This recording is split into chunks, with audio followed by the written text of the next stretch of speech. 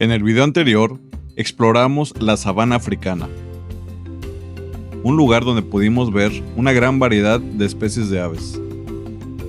En cuanto a avifauna, Kenia es uno de los países más diversos del continente africano, con más de 1100 especies registradas hasta este momento. Vamos a continuar nuestro viaje para buscar algunas de estas aves en dos de los grandes lagos del país, el lago Nakuru y el lago Baringo. En esta ocasión hice un increíble viaje al continente africano, al país de Kenia, un lugar fascinante, lleno de naturaleza, gente increíble y experiencias únicas. Así que acompáñenme en los siguientes videos a vivir esta aventura.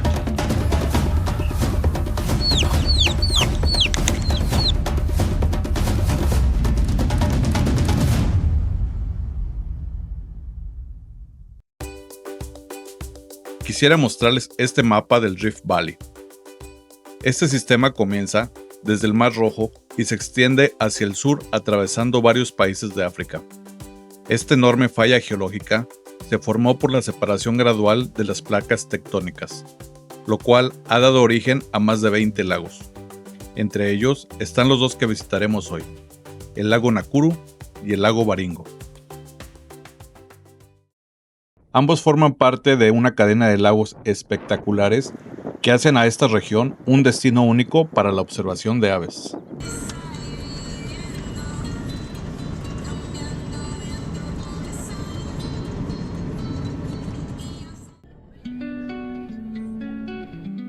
Un poco más adelante, llegamos a la entrada del Parque Nacional Nakuru.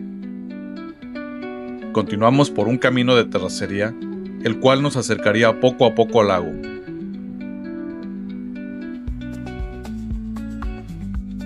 Por ahí encontramos a un grupo de cebras pastando tranquilamente.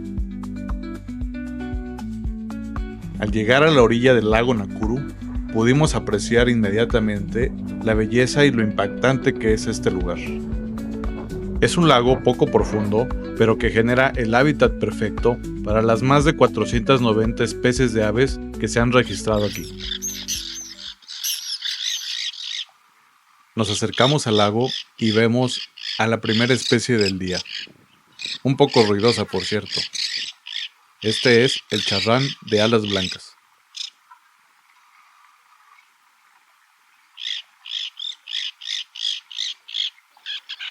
De pronto, aparece un ave color blanco con un pico muy curioso que parece una cuchara.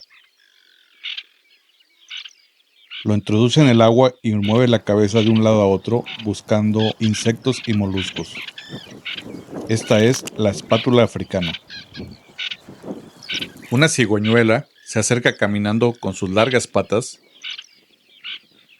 Va picoteando la orilla del lago en busca de invertebrados para alimentarse.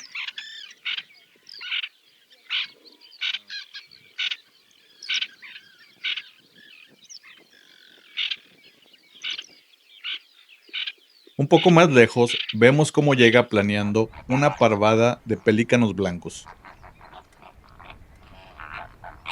La gran sorpresa del día llegó cuando encontramos a un grupo de aves enormes color rosado, únicas e inconfundibles. Estos eran flamencos, y no era una, sino dos especies reunidas en un mismo lugar. Una de ellas, con su característico pico negro, es el flamenco menor o flamenco enano, el más pequeño del mundo. La otra es una especie de mayor tamaño, con su distintivo pico rosado y largo cuello. Este es el flamenco común. Estos flamencos prefieren el lago Nakuru porque sus aguas son alcalinas, debido a los minerales disueltos de la roca volcánica de la región. Esta química particular del lago favorece el crecimiento de una microalga llamada Spirulina platensis, que constituye la principal fuente de alimento de los flamencos.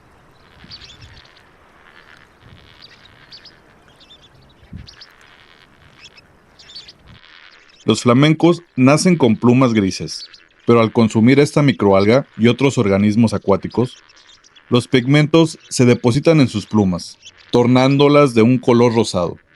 Por eso es que los ejemplares jóvenes aún no muestran esta coloración tan característica.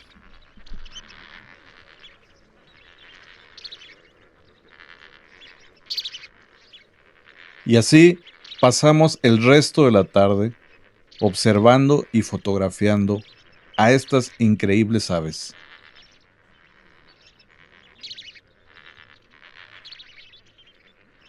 Ahora es momento de continuar nuestro camino hacia el siguiente destino, el lago Baringo.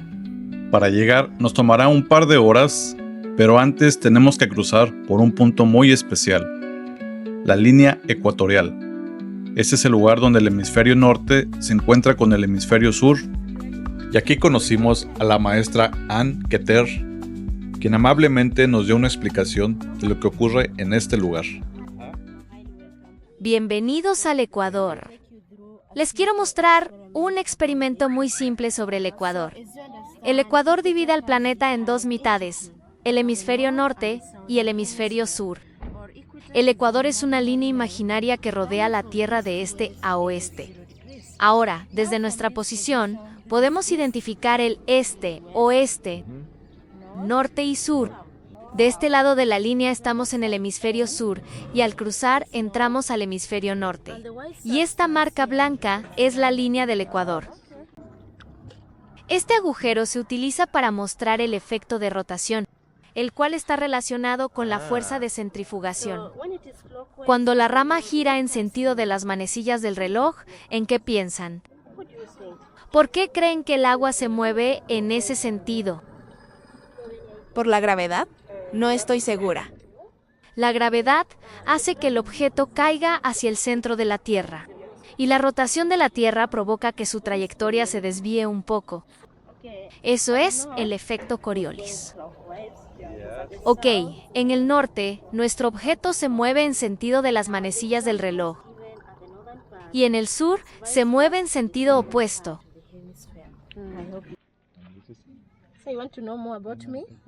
Si quieren saber más de mí, búsquenme como Ann con doble N, Keter, la mujer trending. La mujer trending. ¿Estás en TikTok? Sí, estoy en TikTok. Ahora, vean la diferencia aquí. El agua pasa por el agujero de forma directa, sin movimiento rotatorio. Como pueden ver en el punto de latitud 0, el agua va directo hacia abajo.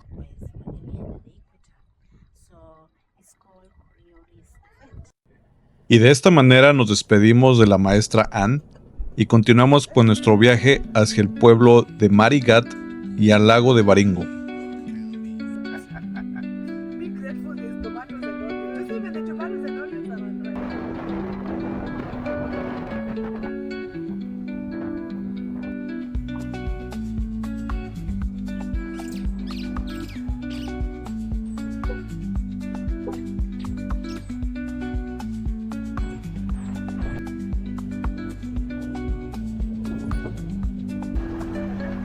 Conforme nos acercamos al lago de Baringo, comenzamos a ver agua sobre el camino.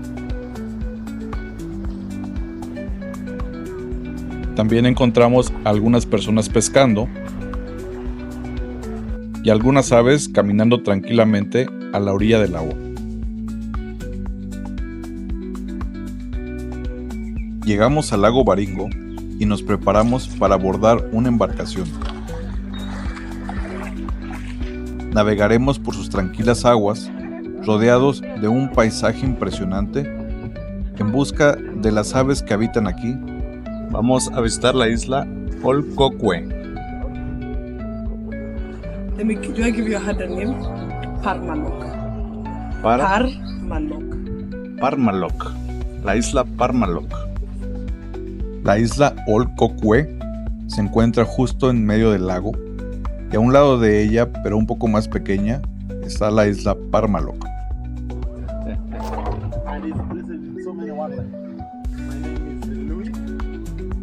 Louis, nuestro capitán, será quien nos guíe por este recorrido. Apenas comenzamos a navegar y nos encontramos varias estructuras dentro del agua. El nivel de agua en este lago ha aumentado de manera notable en las últimas 2 décadas. Investigaciones realizadas aquí en Kenia sugieren que este aumento se debe principalmente a mayores precipitaciones en la región, cambios en el uso del suelo y al hecho de que el lago no tiene salida natural, por lo que todo el agua termina acumulándose. El resultado es el paisaje que vemos hoy, con zonas que antes eran tierra firme, ahora completamente bajo el agua. Además, el aumento del nivel del lago ha provocado que hipopótamos y cocodrilos se acerquen cada vez más a las zonas habitadas, provocando que también aumenten los conflictos entre animales y habitantes locales. Y hablando de hipopótamos, aquí encontramos 2 de ellos. Un ave conocida como dardo africano o cuello de serpiente llega y se posa sobre uno de los hipopótamos, al cual parece no preocuparle mucho. El dardo africano sacude sus alas y las extiende para que se sequen. Esta ave tiene que bucear para cazar peces y es por eso que necesita después buscar un lugar para secarse.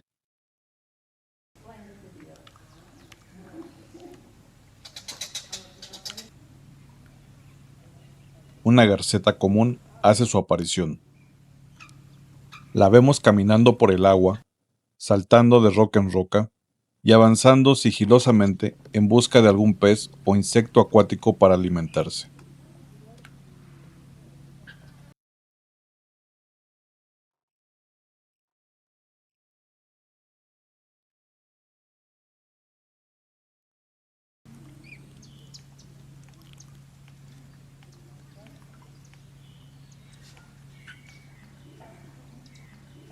Y así como llegó, en un parpadeo se va.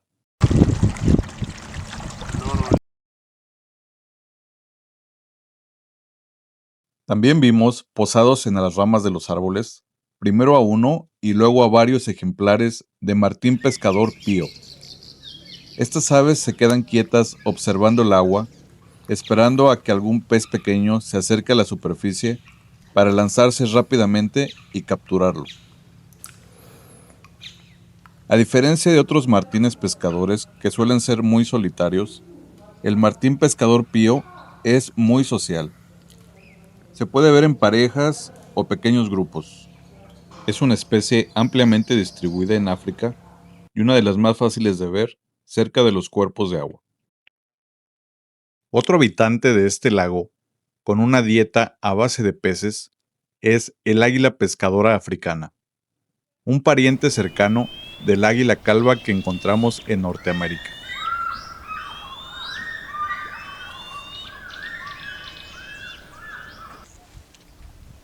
Vimos varios árboles secos que sobresalían del agua y estos eran aprovechados por los cormoranes.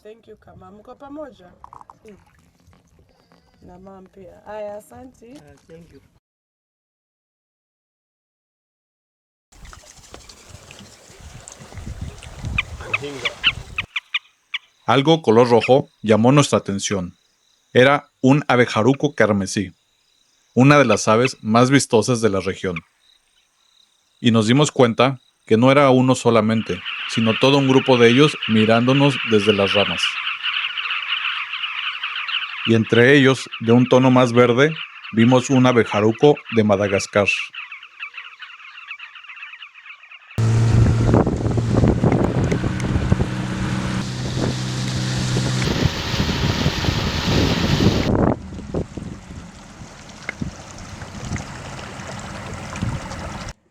Seguimos avanzando y llegamos a una zona cubierta de vegetación flotante y lirio acuático. Ahí encontramos un ave impresionante. Era una garza Goliat, la más grande del mundo.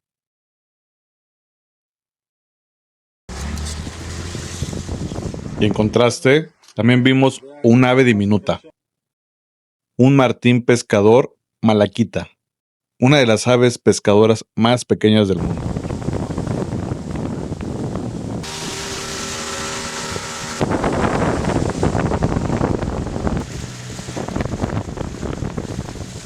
Después de un rato de navegar, finalmente llegamos a la isla Ol Kokwe.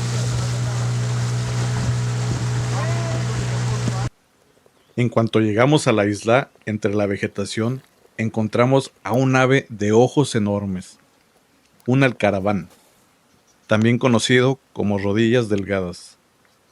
Esta especie confía en el camuflaje como su principal defensa, así que suele permanecer completamente quieta, mimetizándose en el entorno. La isla Ol Kokwe es conocida por tener una fuente de agua termal que emerge naturalmente del subsuelo. Estas aguas calientes provienen de la actividad geotérmica asociada al sistema del Valle del Rift, donde el calor interno de la Tierra calienta el agua subterránea antes de salir a la superficie. Mientras observábamos las aguas termales, llegaron algunos habitantes locales que pescaban en canoas tradicionales. Estas canoas se elaboran a partir de un árbol que crece de forma natural en las orillas del lago, cuya madera es tan ligera que flota sin problemas.